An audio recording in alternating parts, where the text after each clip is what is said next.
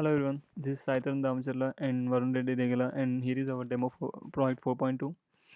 And initially we start with executing the project, and let me show you the execution. Yeah, here is where we go with the making the server up. So once the server get up, we can see there's a transactions page.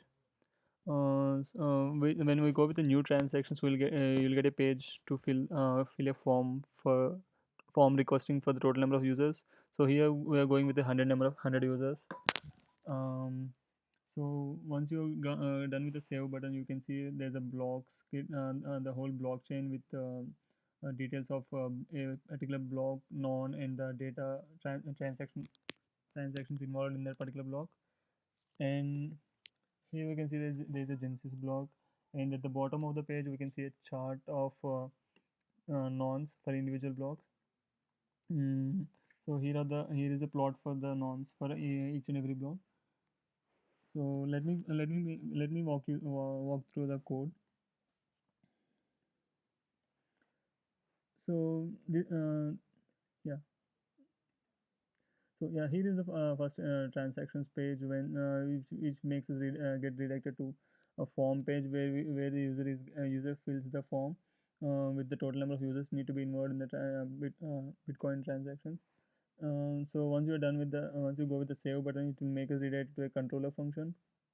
I mean controller class. Uh, so where there's a method of create inside the create method, you can see there is a create transaction method which takes the input given from the UI. So this makes us redirect to user.ex file where you can see the create transaction function with the the attributes which is as I said before, the users that are given as input.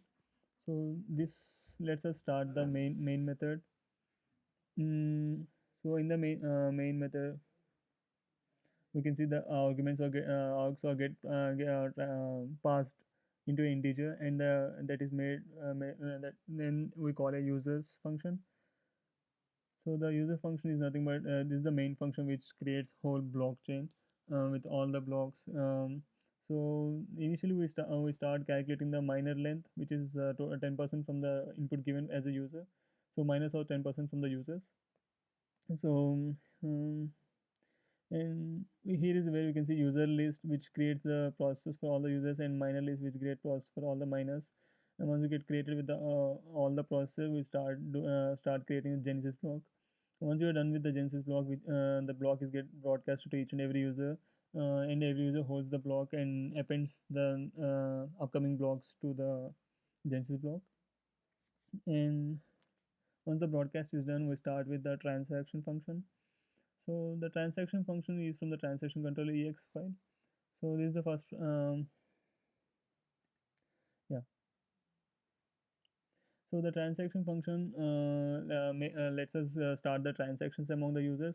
So initially so